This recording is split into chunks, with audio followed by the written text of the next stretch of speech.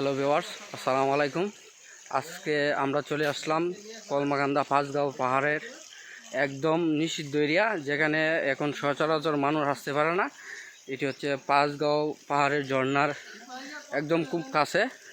এখানে হচ্ছে আসলে এখন বিজিবি এবং বাংলাদেশ বিজিবি বর্ডার গার্ড আর বাংলা ইন্ডিয়ান বিএসএফ এদের নিষেধাজ্ঞার কারণে এখানে এই জিরো পয়েন্টে এখন আসা যায় না আর কি।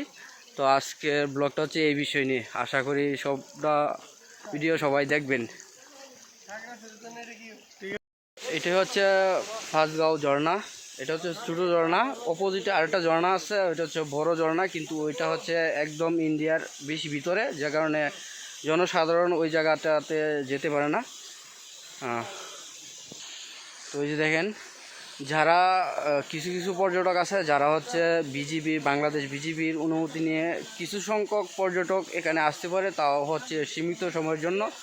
যারা আসতে চান আশা করি বিজিবির অনুমতি নিয়ে এখানে আসবেন, না হয় আপনারা যে কোনো বিপদে পড়তে পারেন। তো সেজন্য বলি, মানে যদি বিজিবির অনুমতি নিয়ে আসেন এবং তারা যদি সময় নির্ধারিত করে দেয় তাহলে সর্বোচ্চ ভালো হবে আপনাদের জন্য। তো এটা হচ্ছে যে পাঁচগাঁও পাহাড় এবং পাঁচগাঁও পাহাড়ের ঝর্ণা, দেখেন অনেক সুন্দর। আর এখন যেহেতু মানে বৃষ্টি নাই, সেহেতু হচ্ছে ঝর্ণার পানিটা একটু কম।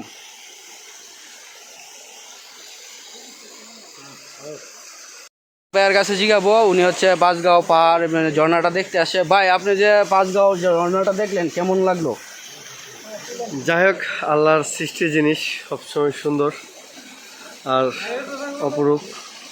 পাঁচগাঁও আমাদের আঞ্চলিক দিক থেকে অনেক একটা সুন্দর জায়গা। সেক্ষেত্রে বলবো যে আমি পাহাড় প্লাস একটা ছোট ঝর্ণা, এর মাঝে ছোট ছোট পাথর, সেগুলো মানুষের মন বা প্রাকৃতিক সৌন্দর্য উপভোগ করাই। আমি সবাইকে বলবো যে আসার জন্য। আমাদের যে কলমাকান্দা পাঁচগাঁও আসে সবাই দেখে যাবেন। আমাদের ময়মনসিংহ, বৃহত্তম ময়মনসিংহের ভিতরে এটা, অল্প সময় আসা যায় আর দেখতে খুব খুব সুন্দর, চমৎকার। ঠিক আছে, আর রাসেল ভাইকে সবাই একটা লাইক দিবেন, কমেন্ট করবেন, আমার পক্ষ থেকে এটাই চাওয়া। জি ভাই, ধন্যবাদ। তো সবাই আসবেন, এই জায়গাটা আসলে অনেক সুন্দর। আর এখানে না আসলে আসলে এটা সৌন্দর্য আপনারা বুঝতে পারবেন না। আশা করি সবাই এখানে ঘুরতে আসবেন এবং কলমাকান্দা পাঁচগাঁওয়ের ঝর্ণা এবং পাহাড়ের সৌন্দর্য সবাই উপভোগ করে যাবেন। ধন্যবাদ সবাইকে, ভালো থাকবেন। আসসালামু আলাইকুম।